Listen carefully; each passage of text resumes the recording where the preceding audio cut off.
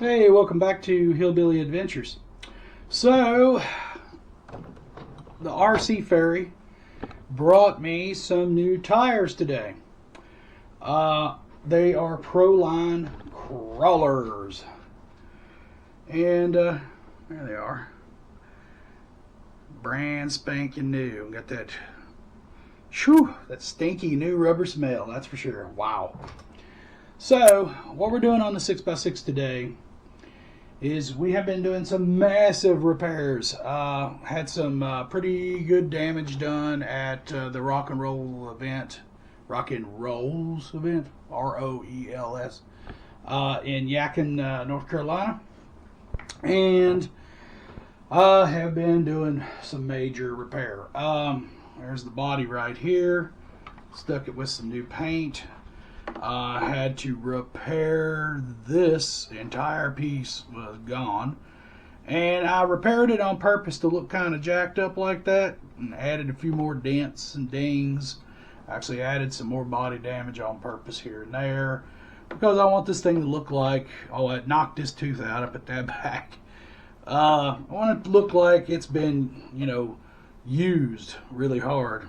Big old dent right there. And shot it with some brown over the OD green to make it look like it's got some rust forming. And I'm kind of pleased with it. I'm thinking about maybe with some white paint putting, some logging company thing here. Anyway, that's enough of that. So I had purchased some Proline crawlers for my super light crawler build. And I tried them. I really wasn't impressed with them. Not for a really light vehicle. I mean, I put it on a heavy vehicle, like I had these on my TRX4. They seem to work fine. You put them on a super light vehicle. It's I think maybe the foams in here are a little too stiff, although they don't feel it. Not exactly sure, but it just doesn't want to work with an ultralight very well. I don't know what to tell you. I tried, it just didn't work. As well as the Proline trenchers in the Predator compound that's on it now. Those stick like glue. It's crazy. There's a video, if you want to look on my YouTube channel, of those, and I put it on a board at about a 45-degree angle, and it goes all the way up the top and then tries to climb a metal gun cabinet too. It's nuts. So that's what I'm going with that. So anyway, I ended up with these 4 Proline crawlers just laying around doing nothing. And I put them on my 6x6 because I'm like, this thing's heavy. I bet they'll work good on it. Problem is, it's a 6x6. I only had 4, so I ordered 2 more, and they come in today. So let's pop these suckers on. And I've got a lot more work to do to this thing. Before Axial Fest, anyway,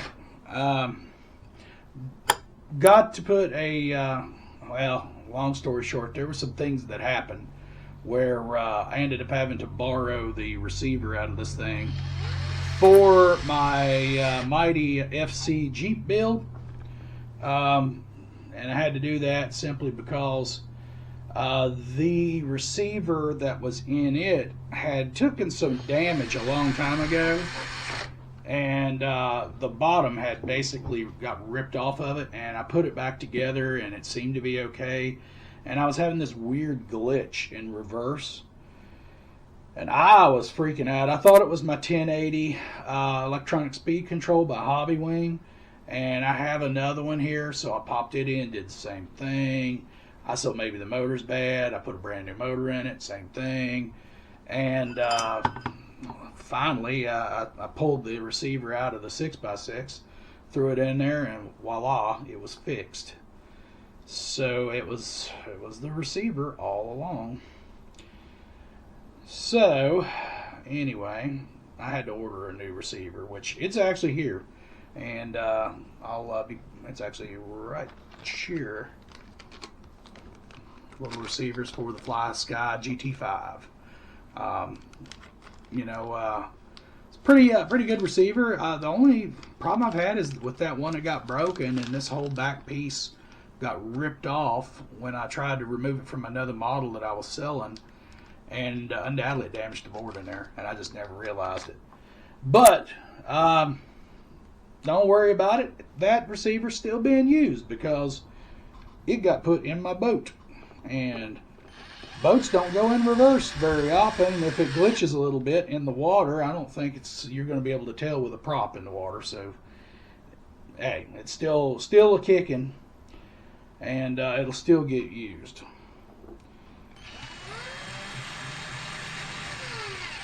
All right, and I'm not saying use power tools. We're putting these little 1mm screws back in, but my hands are all jacked up. I got injured and putting some stuff together, and I've been out sweating, tilling, and stuff today, and had a lot of stuff going on, and I'm just taking a few minutes inside a nice cool house to throw these on, and figured I'd do a video about it. Let you listen to me run my mouth a little bit. So anyway, last one here. These, I like Proline stuff. I mean, there's all kinds of different brands of tires out there, and I think I've tried about everything. I really dig the Proline. I mean, it's good quality. The stuff holds up good. I don't really have any issues with it. I mean, it just works, and I mean, they're just a good tire. I mean, well, it's seated on that thing. Pretty good, right? These are actually not Axial branded. I have some Axial branded right here, and I like running these right here just for, simply because they're easy to use and easy to mount a tire on. No, they're not as fancy as some you've seen out in the field. Like, shoot, I'll show you an example of some fancy, like these right here. You got like a million little screws and all. And they look cool, and they look realistic, but they are absolute pain in the rear end a lot of times to get tires on them. These rims right here, made by Axial, yeah, they don't look as scale. They're light, though, and easy peasy lemon squeezy, man. You can throw another tire on this thing and nothing flat. Normally, I would run these. However, with this type of truck looking like it does, the Red Cat Gen 7 rims just look more industrial to me, and that's why I went with them, just simply for looks alone. But if you look at them, they're really similar, and these are dirt cheap. I mean, a lot of guys buy a Red Cat, and the first thing they do, they take these off and they toss them. They come with these Super Swamper, IROC Super Swamper tires, and if you got nothing but these, and they're great trail tires. If you just want to run the trail, they're harder rubber. I mean, they'll crawl a little bit, but they are not what you want to go into a competition with. Let's just say that. I've put them on the board at a 45-degree angle. It was about halfway up the board. Which surprisingly did better than the tires that came with the sc10 3. So if anybody from Axial sees this, those tires are not good. They're not good at all. But anyway, a lot of people change out the rims. They want something that looks a little more fancier. You could pick these things up on eBay or Amazon, what have you. Or swap meets, dirt cheap. And if you got like an industrial looking rig, like a Unimog or something, I mean, hey, you know what I mean? They fit the bill.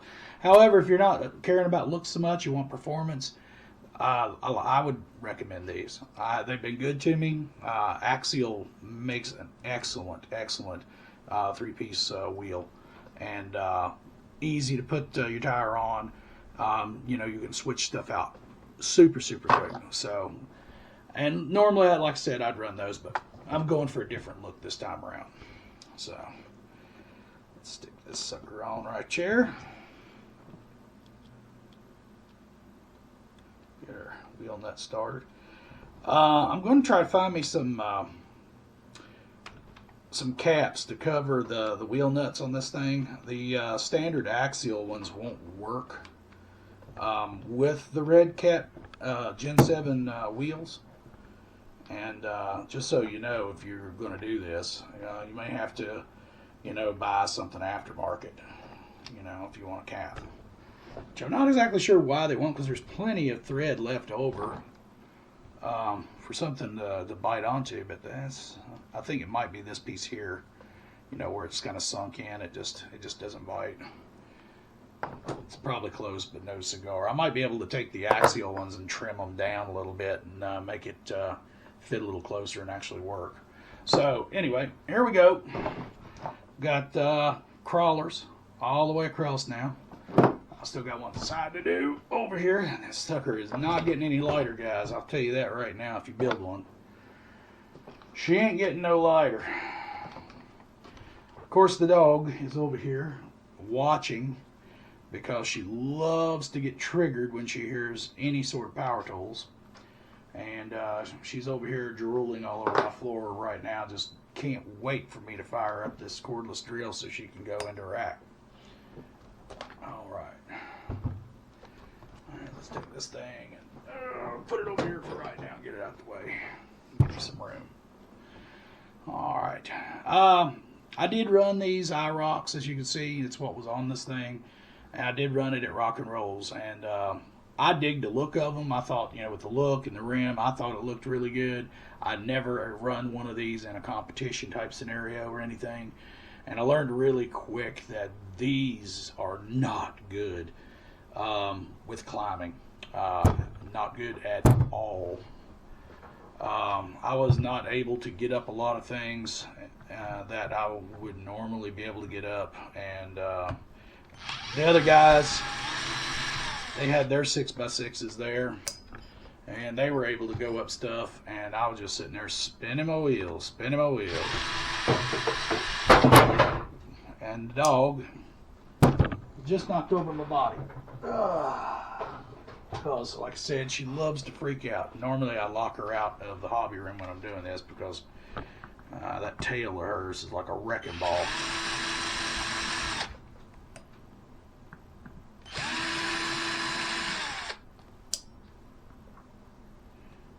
And with this style 3-piece rim, as you can see right here, bam, there's one side done. Flip it over.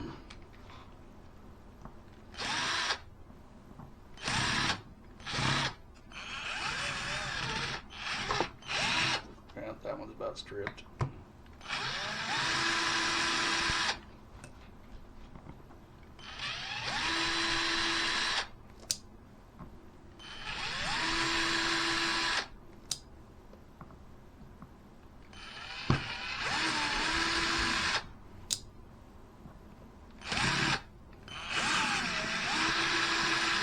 I was getting close to being stripped. If you have one that's stripped, a little trick I found is get you some vice grips. And I might have to adjust these a little bit. Just grab a hold of the end of that thing and there you go. Well, there.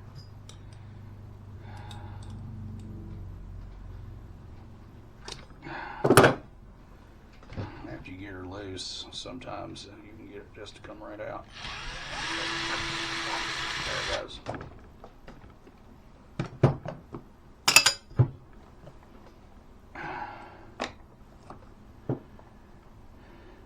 Now, I've got a bunch of these Red Cat Super Swampers. I use them as trail tires.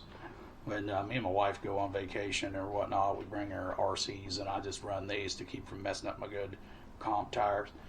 I don't know why, but I purchased some that had these foams, and as you can see, I've cut these foams trying to make them softer. I'm gonna turn you a little bit. How's that? And I've also run across some that had the black foams that are softer, and I don't know what the deal is there. I mean, that's something the Red Cat did, I guess. Or maybe I got a set that somebody had changed the foams on. I'm not sure. But I know the black foams are a whole lot better. Definitely aids in getting a grip. All right. Take your sucker, take it in here, and spin it around. Get her in the center. Kind of lay it flat. And shift just a little bit and get that lip there to go in that groove all the way around. See? Bam, seated that easy. And like I said, the Axial branded ones are just as easy. All right, just get lined up choles. And I am out of the 1mm screws right now. So the stripped sucker is going to have to go right back in, unfortunately. Let's hope it goes in easier than it came out.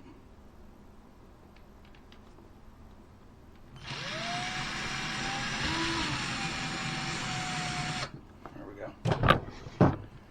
We only had to fight it a little bit.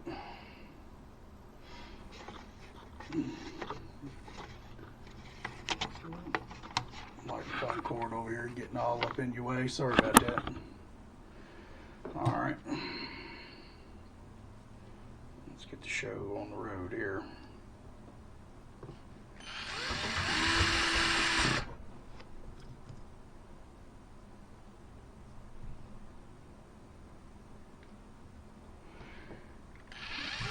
And the dog just drooled on my foot. Thanks, Cleo. I appreciate that.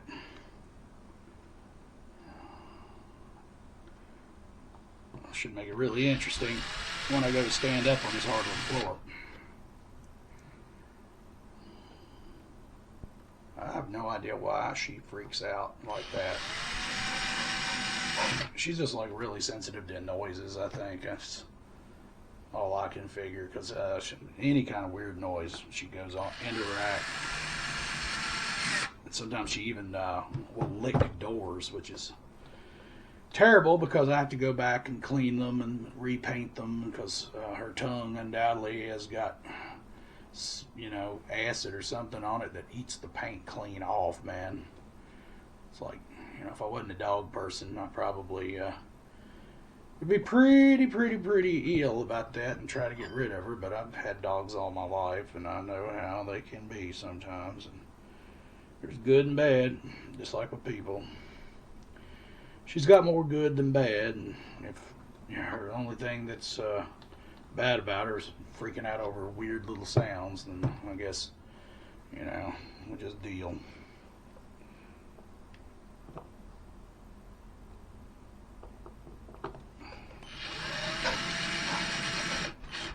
Weirdly though, you'd think she'd freak out about other things, but like you know, vehicles and stuff. Oh, but no, she loves going for a ride.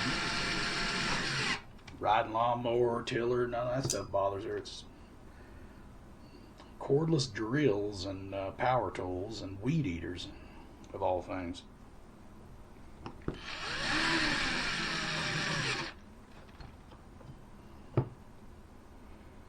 Alrighty.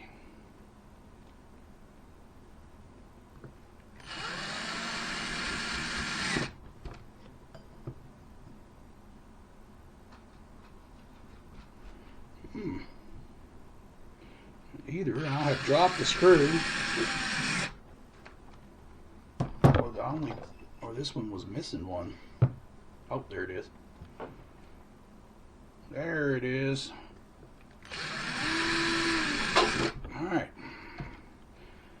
All right, Miss Cleo, you can stop your little act here. We're done. All right. Man, I'm knocking over my silicone spray.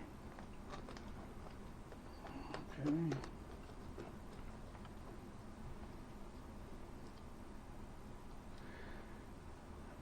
Dude, stop drooling on my toes. That's gross. I done put the drill away. Behave yourself.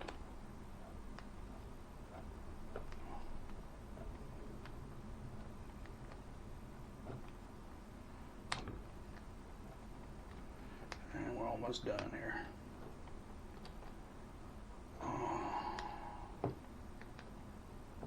There we go. Well, anyway, there you go. Here's how you change your tires on some 3-piece bead locks. And I'm going to hook up a winch control so I can get that in. And here is our repaired body. And there you go. 6x6. Almost back in business. We just got to throw some electronics in her. And I'm going to 3D print some more stuff. I did those windshield wipers right there. And I have files for a interior for it and a driver. And I might do that. Looks like I got plenty of room in there to do something like that. And I mean, it's not like a serious competition vehicle as much as it is kind of a trail truck. You know, I might do a little extra on the details and whatnot and try to make it look a little better. But anyway, there you go, guys. There's my update of what's going on with my Axial Fest builds. I did get the lights in on the Mighty FC up there. I don't know if you can see it up there. Right there. The lights are up top and they all work. I'll try to do a video on that later.